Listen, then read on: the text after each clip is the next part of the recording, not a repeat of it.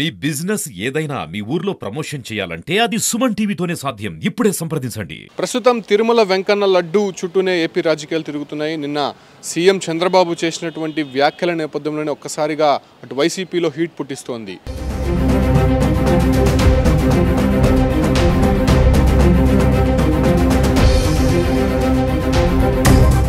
మాజీ పాలక మండలి చైర్మన్ అయినటువంటి వైవి సుబ్బారెడ్డి, బొమ్మన కరుణాకర్ రెడ్డి దీనిపైన రెస్పాండ్ అయ్యారు. ముఖ్యంగా చంద్రబాబు చేసినటువంటి వ్యాఖ్యలకు సంబంధించి తిరుమల లడ్డీ తయారీ విషయంలో గత ప్రభుత్వం వ్యవహరించినటువంటి తీరుపైన ఆయన పూర్తిగా విమర్శలు చేశారు. ముఖ్యంగా లడ్డూ తయారీలో అతి ముఖ్యమైనటువంటి నెయ్యికి సంబంధించినటువంటి టెండర్లలో పూర్తిగా ఆవు కొవ్వుతో కూడుకున్నటువంటి నెయ్యిని తెప్పించారు.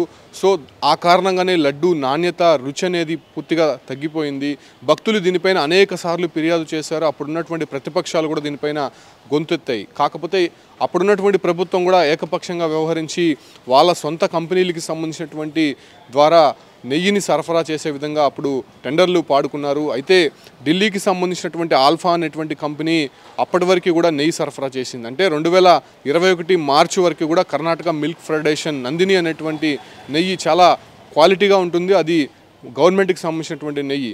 సో ఆ నెయ్యిని సరఫరా చేసేవారు. అప్పటి వరకు లడ్డు రుచి అనేది చాలా బాగుండేది. సో అటు తర్వాత ఈ ఢిల్లీకి సంబంధించినటువంటి ఆల్ఫా అనే కంపెనీ ద్వారా టెండర్లు పిలిపించి కర్ణాటక మిల్క్ ఫెడరేషన్ని పూర్తిగా అక్కడి నుంచి తరిమి కొట్టారు. అప్పటి నుంచి కూడా ఆ నెయ్యిలో క్వాలిటీ లేదు. తిరుమలలో ప్రత్యేకమైనటువంటి ల్యాబులు ఉన్నాయి నెయ్యిని చెక్ చేయడానికి. ఆ ల్యాబుల్లో కూడా ఆ నెయ్యి క్వాలిటీ బాగలేదని చెప్పి వచ్చినప్పటికీ కూడా ఆ ఒక్క ఆల్ఫా కంపెనీకే ఈ నెయ్యిని సరఫరా చేసేందుకు అనుమతులు ఇవ్వడం పైన తీవ్ర విమర్శలు అయితే చంద్రబాబు చేశారు. అయితే ముఖ్యమంత్రి అయిన తర్వాత చంద్రబాబు తిరుమల పర్యటన నేపథ్యంలోనే తిరుమల పర్యటనలో కీలక వ్యాఖ్యలు చేశారు. తిరుమల నుంచే తన ప్రక్షాళనని ప్రారంభిస్తానని చెప్పినప్పటికీ కూడా అటు ఈవో శ్యామలరావుని నియమించారు. సో అప్పటి నుంచి కూడా ప్రస్తుతం అక్కడ భక్తులకు అందేటువంటి ఆహారం విషయంలో కావచ్చు, అంటే లడ్డు నాణ్యత విషయంలో దృష్టి సారించినటువంటి ఈవో శ్యామలరావు అక్కడ ముఖ్యంగా లడ్డు తయారీ విధానంలో వాడేటువంటి ముడి సరుకుల విషయంలో క్వాలిటీ ఎలా ఉందో దాన్ని పరీక్షించాలని చెప్పి కూడా అనేక ల్యాబులకు పంపించారు. కాకపోతే అక్కడ వచ్చేటువంటి పూర్తిగా ముడి సరుకులంతా కూడా నాణ్యత లేనటువంటి వస్తువులుగా గుర్తించినటువంటి నేపథ్యంలోనే ముఖ్యంగా లడ్డుకు సంబంధించి అంటే శ్రీవారిని దర్శించుకున్నటువంటి భక్తులు అత్యంత పవిత్రంగా భావించేటువంటి రెండవ అంశం లడ్డు తయారీ విషయంలో చాలా జాగ్రత్తలు టీటీడీ తీసుకుంటుంటుంది. ఎందుకంటే 15వ శతాబ్దం నుంచి కూడా లడ్డుకి ఎంతో చరిత్ర కలిగినటువంటి నేపథ్యంలోనే లడ్డు తయారీ విధానంలో అనేక జాగ్రత్తలు కూడా తీసుకుంటూ ఉంటుంది. అయితే ఆ గత ప్రభుత్వంలో టీటీడీ చైర్మన్గా వ్యవహరించినటువంటి వైవి సుబ్బారెడ్డి కావచ్చు, అంటే ఆ తర్వాత వచ్చినటువంటి బొమ్మన కరుణాకర్ రెడ్డి ఆ టెండర్లలో పూర్తిగా కూడా అవినీతికి పాల్పడ్డారు. తన సొంత కంపెనీలకి సంబంధించినటువంటి అదే రకంగానే ఎవరైతే తక్కువ ధరకి నెయ్యి సరఫరా చేస్తారో ఆ ఒక్క కంపెనీల ద్వారానే తిరుమలకి నెయ్యి తెప్పించారు. సో ఆ రకంగా లడ్డూకి సంబంధించినటువంటి రుచి మొత్తం కూడా కోల్పోయింది. ముఖ్యంగా లడ్డు అనేది స్వామివారి భక్తులకు అందించే క్రమంలో ఖచ్చితంగా 160 గ్రాములు ఉండాల్సి ఉంటుంది. కాకపోతే అనేక సందర్భాల్లో మనం చూసాం అక్కడ వెయిట్ మిషన్ కూడా పెట్టి ఉంటారు. 100 గ్రాములు 90 గ్రాములు వచ్చినటువంటి వీడియోలు కూడా వైరల్ అయ్యాయి. అప్పటికీ కూడా టీటీడీ పట్టించుకోలేదు. సో ముఖ్యంగా ఇప్పుడున్నటువంటి ప్రభుత్వం అదే రకంగా ఈవో శ్యామలరావు చేసినటువంటి సంస్కరణల నేపథ్యంలోనే ముఖ్యంగా నెయ్యి పైన వస్తున్నటువంటి రాజకీయ చర్చ అనేది ప్రస్తుతం తీవ్ర దుమారం రేగుతోంది. అయితే ఈ ఢిల్లీకి సంబంధించినటువంటి ఆల్ఫా అనే సంస్థ ఎందుకు నాణ్యమైనటువంటి నెయ్యి సరఫరా చేయలేదు, అసలు వాళ్ళు సరఫరా చేసినటువంటి నెయ్యిలో ఏముంది అనే విషయాలపైన కూడా వీళ్ళు ల్యాబ్కు పంపించి టెస్ట్ చేయించారు. అయితే ఆల్ఫా కంపెనీకి సంబంధించినటువంటి సంస్థ విదేశాల నుండి బటర్ ఆయిల్ తెప్పించేది. ఆ బటర్ ఆయిల్లో గేదె, ఆవు, జంతువులకు సంబంధించినటువంటి కొవ్వు పదార్థాలు ఎక్కువ శాతం అక్కడ ఉన్నట్టయితే గుర్తించారు. సో ఆ రకమైనటువంటి పదార్థాన్నే నెయ్యికి సంబంధించినటువంటి వాటిలో వినియోగించి దాన్ని తిరుమలకు పంపించే ప్రయత్నం చేశారు. సో ఆ రకంగా జంతువుల కొవ్వుతో ఉన్నటువంటి నెయ్యిని లడ్డు తయారీలో వినియోగించారనేటువంటి కామెంట్స్ సీఎం చంద్రబాబు చేయడంతో ప్రస్తుతం దానికి సంబంధించే తీవ్ర చర్చనీయాంశంగా మారుతుంది. అంటే ఇన్ని రోజులు జంతువుల కొవ్వుతో ఉన్నటువంటి లడ్డుని ప్రసాదాన్ని మనం స్వీకరించామా, స్వామివారి అపవిత్రమైనటువంటి విధంగా వ్యవహరించినటువంటి ఈ అధికారులపైన ఎందుకు చర్యలు తీసుకోలేదు అనే విషయాలు కూడా ఇప్పుడు చర్చనీయాంశంగా మారుతోంది. దీనిపైన ఛాలెంజ్లు కూడా విసురుకుంటున్నటువంటి పరిస్థితి. చంద్రబాబుకు మాజీ పాలక మండలి అధ్యక్షులు వైవి సుబ్బారెడ్డి కూడా ఒక ఛాలెంజ్ విసిరారు. దానికి సంబంధించి కూడా కొంత చర్చనీయాంశంగా మారుతోంది. సాధారణంగా నెయ్యి కొనుగోలుకు సంబంధించి మార్కెటింగ్ విభాగం అనేది ఒకటి ఉంటుంది తిరుమలలో.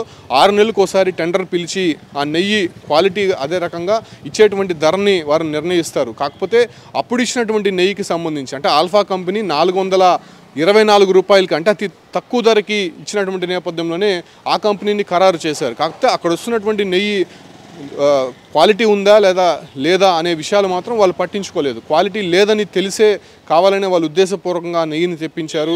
అదే రకంగానే కర్ణాటక మిల్క్ ఫెడరేషన్ ఇస్తున్నటువంటి అంటే నందిని ఇస్తున్నటువంటి నెయ్యి దాదాపు 474 రూపాయలకు పైగా ఉంది. కాబట్టి ఆ నెయ్యికి సంబంధించి అంత రేటు పెట్టి టీటీడీ కొనుగోలు చేయలేదనేటువంటి విషయాన్ని వాళ్ళకి చెప్తూనే ఆ టెండర్ని రద్దు చేశారు. సో కర్ణాటక మిల్క్ ఫెడరేషన్ కూడా ఒకటే చెప్పింది, 424 రూపాయలకి ఇచ్చేటువంటి నెయ్యిలో క్వాలిటీ ఉండదు, ఖచ్చితంగా అది నాణ్యత కోల్పోతుందనే విషయాలు వాళ్ళు చెప్తూనే ఆ ధరకి మేము ఇవ్వలేమనేటువంటి విషయాన్ని చెప్తూ ఆ టెండర్ నుంచి వాళ్ళు వైదొలిగారు. సో ఈ ఒక్క విషయాలపైన అప్పుడు ఎందుకు చర్చించలేదు, ఎందుకు గుర్తించలేదు? అంత సొమ్ము శ్రీవారికి వస్తున్నప్పటికీ కూడా టీటీడీ ఖజానాలో అంత డబ్బులు ఉన్నప్పటికీ కూడా ఎందుకు నెయ్యి విషయంలో అంత నిర్లక్ష్యం వహించారు? దీని వెనక ఎవరున్నారు? అసలు ఆల్ఫా కంపెనీకి, వైసీపీకి, అక్కడ ఉన్నటువంటి టీటీడీ చైర్మన్కి ఏంటి సంబంధం అనే చర్చ కూడా ఇప్పుడు జరుగుతున్నటువంటి పరిస్థితి. అయితే తిరుమలలో ఒక ల్యాబ్ అనేది ఉంటుంది, నెయ్యికి సరఫరాకు సంబంధించి కావచ్చు, లేదంటే నెయ్యిలో పాడేటువంటి ముడి సరుకులకు సంబంధించి. ముఖ్యంగా నెయ్యిలో వాడేటువంటి ముడి సరుకుల విషయానికి వస్తే శనగపిండి, జీడిపప్పు, యాలకులు, అదే రకంగానే ముఖ్యంగా నెయ్యి వాడతారు, పంచదార వాడతారు, ఎండు ద్రాక్ష, అదే రకంగా పచ్చకర్పూరం. ఈ వస్తువులంతా కూడా లడ్డు తయారీలో వినియోగిస్తూనే అతి రుచికరమైనటువంటి స్వామివారి లడ్డు బయటకు వస్తుంది.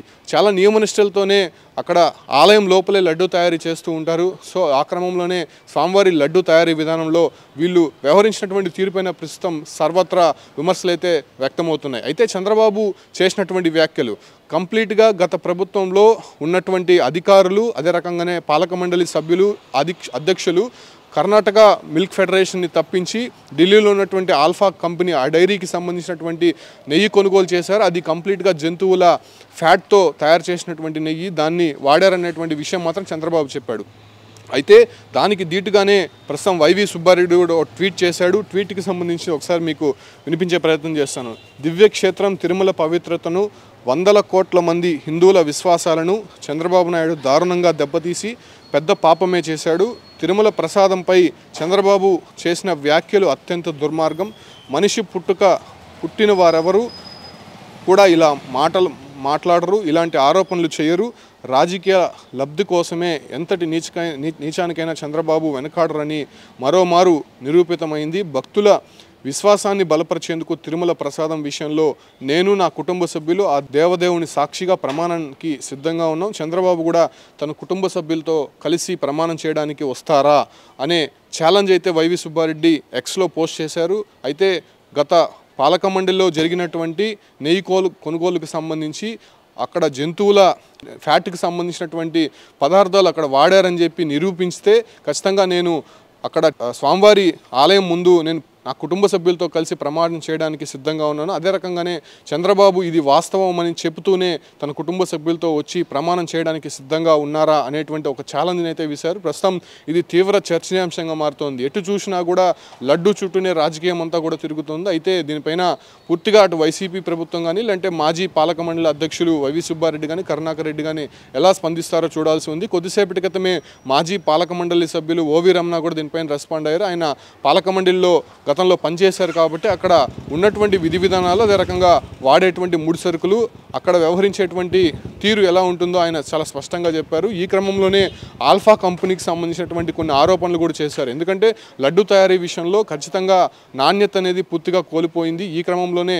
ఖచ్చితంగా గత ప్రభుత్వంలో ఉన్నటువంటి అధ్యక్షులు ఎవరైతే ఉన్నారో వాళ్ళంతా కూడా లడ్డు రుచిని రాలేకుండా పోయారు. సో ఈ క్రమంలోనే భక్తుల విశ్వాసాన్ని కోల్పోయే విధంగా కూడా అప్పుడు వ్యవహరించారు. కాబట్టి దీనిపైన ఖచ్చితంగా సమగ్ర విచారణ జరిపి దీని వెనుకున్నటువంటి వారిపైన ఖచ్చితంగా చర్యలు తీసుకోవాలని చెప్పి కూడా ఆ ఒక్క మాజీ పాలక మండలి సభ్యులు ఓవి రమణ కూడా డిమాండ్ వినిపిస్తున్నారు. ప్రస్తుతం ఈ ఒక్క లడ్డు వెనుక నడుస్తున్నటువంటి రాజకీయ చర్చ ఎటువైపు దారితీస్తుందో చూడాల్సి ఉంది.